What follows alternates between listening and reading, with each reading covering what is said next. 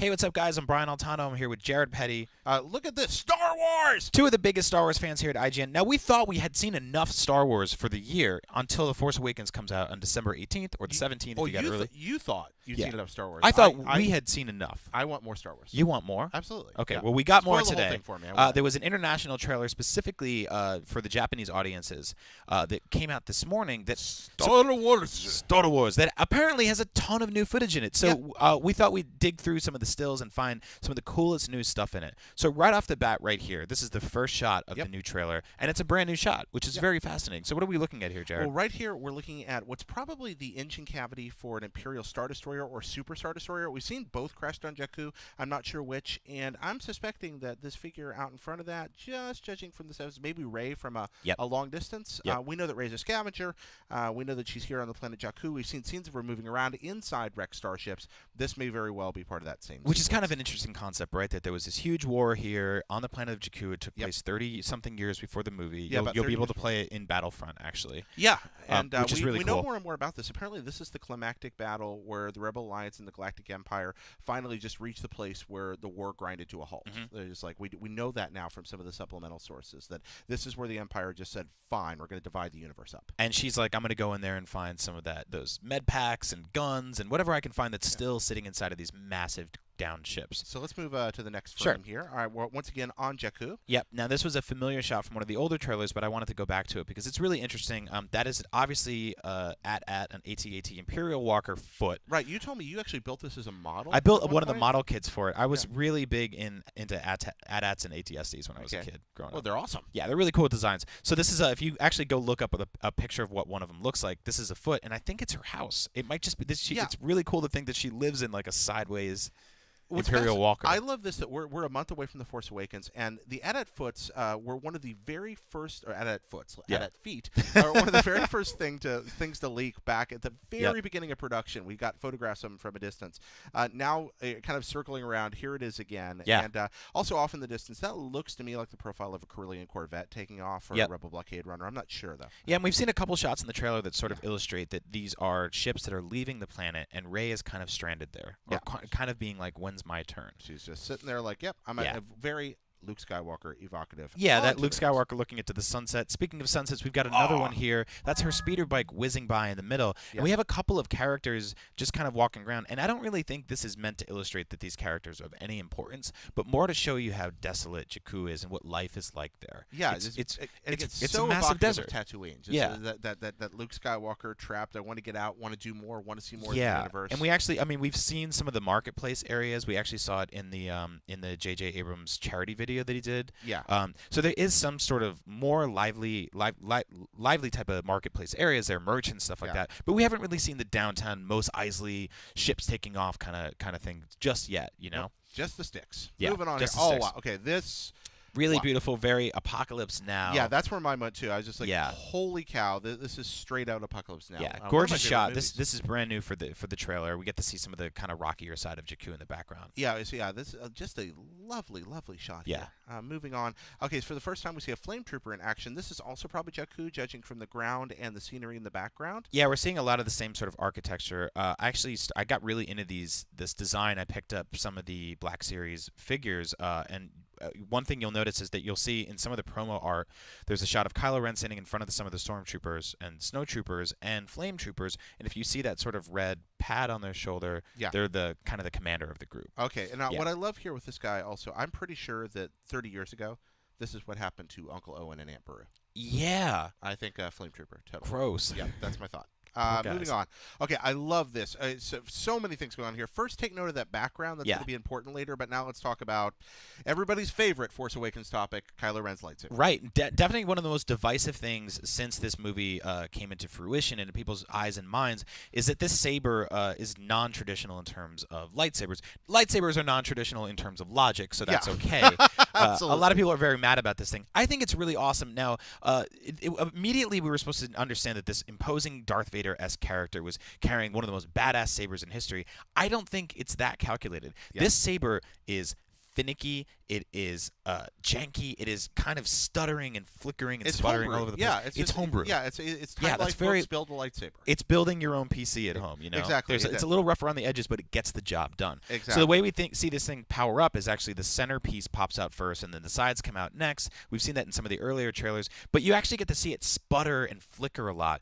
My theory is that you're going to see at some point, either in this film or if Kylo Ren happens to live past this film, later in the trilogy, a scene where this lightsaber will malfunction. Like it'll actually mid-fight. fail. I think it'll actually fail, and something will happen to him. He'll be That- sitting there, kind of like shaking it. Shaking head and You know, trying trying to make it work. Kind of like a guy on a mountaintop holding his iPhone onto the And you sky. said at one point to me in a conversation we were having, you kind of feel like Kylo Ren's almost cosplaying as an awesome supervillain. as a badass guy, Yeah. but you know he doesn't really. I don't know if he really has the history to back that up. Yeah. You know. Maybe he's an ambitious young man. So yeah, we'll see. Let's see. We'll move on here. Okay, now this explosion, we've actually seen this shot before, but remember back here we were looking Poor at those Gonk droid panels? right in the middle We there. cut forward here. I wonder if this isn't the same room that we're seeing exploding. I could ask you a question. This guy sitting underneath the two old arcade cabinets there. You think he makes it? Oh, does he make it? Does he Yeah. survive? He's taking cover, so I'm wondering if that could be one of our heroes even. He might So survive. it looks like it looks like he's deliberately taking cover Yeah. while an explosion goes on. So this could dropped the be contact lens. this could be that same scene, but I'm not sure. I do like the Right. background and the coloration on the panels looks very similar. Mhm. So whatever's happening here, but we have seen this shot before. I also love like the one little mouse droid Yeah. in the middle of all this. He's just like bah, bah, bah, bah, bah, bah. All right, on to the next. This shot here, I love. Here we have Princess Leia Organa, Oscar Isaacs, Poe Dameron, and C-3PO all together in what looks for all the world. Oh, and look, there's Chewbacca's bandolier over C-3PO's shoulder. They're all here together. So Chewie, C-3PO, Poe Dameron, Leia, and in the background, that same panel, like the Death Star will be in range in 30 minutes. Very Yavin 4, very rebel based. Now, we don't know a lot about the Resistance, but what do you see here, Brian?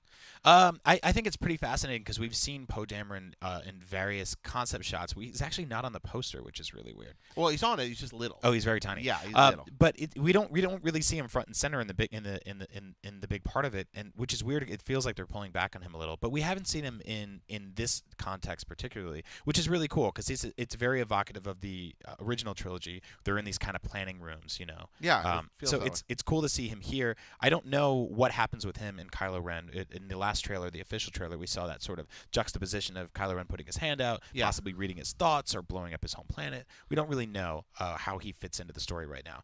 Plus, we get C-3PO's red arm. You can't actually see it in this shot. Yeah, it's hidden there. I wonder if they're going to explain that one. I hope not. I hope they just leave it. Just leave it that Yeah. way. Just like, whatever, I got this arm. I got to go on. It's kind of like when you see a car that gets crashed and somebody replaces the door with a different door. You know, like at a cheap auto body shop. Just like, yeah, it makes sense. So, A couple of Jawas gave him a good deal. C-3PO's had a rough life. Yeah. I mean, that guy's really fussy, but he Yeah. has a lot of reason to be. So Yeah. now another thing I wanted to point out, using this shot as an example, and if you go back to that lightsaber shot as well, it seems like there are some things in this movie that are sort of like, hey, maybe you should see this movie in 3D. Oh, you know? this pointing out here and this shot here. And Yeah, like, hey, and you a wanna couple more. Okay, I despise 3D. I Yeah, really do. I I'm not the don't biggest enjoy fan it. of it. I am seeing it 3D opening night and then 2D the next day. Oh, wow, you're doing it backwards. Yeah. So Whoa.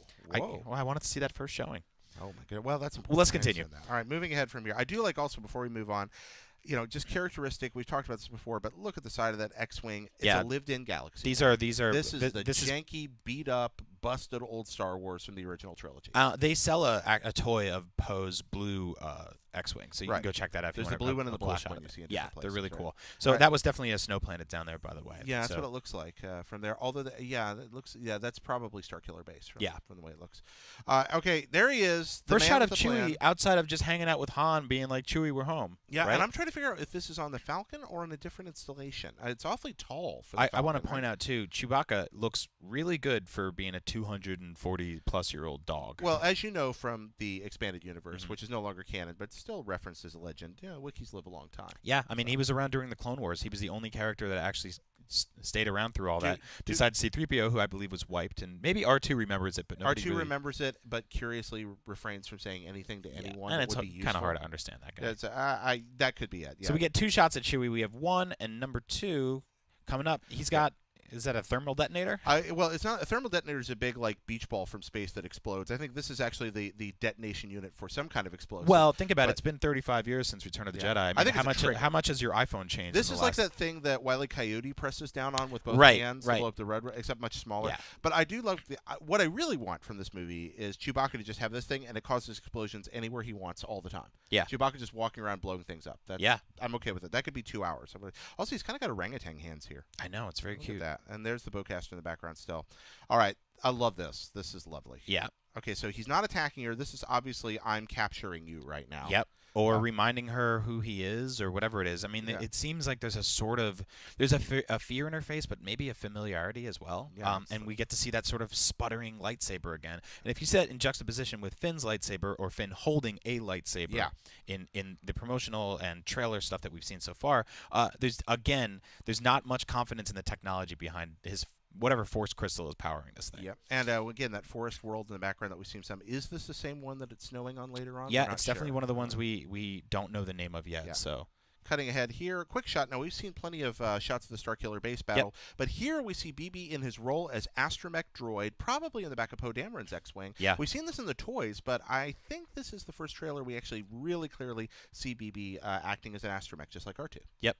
So he can sit back and there's here. that, as you can see, there's that big divide in the ground in the background there, Yeah. where we think is the Starkiller base. Now, if you look at the trench run on the original Death Star, it's very similar to that, right? It's cut into the planet, Right. but that was its own entity. This is a planet, so they basically just built that thing. The new Death Star is built into a planet. That's what it basically. seems to be. That's the theory, right? That's the idea is that Starkiller Base is actually the super weapon Yeah. itself, like that. The planet is BB, the by the way, BB-8 is babbling like crazy in this video. Yeah, he talks a lot. It's really in great. this. He's like, Yeah, blah, blah, blah, blah. I like him. Oh, he's adorable. Yeah, I want to give him a hug.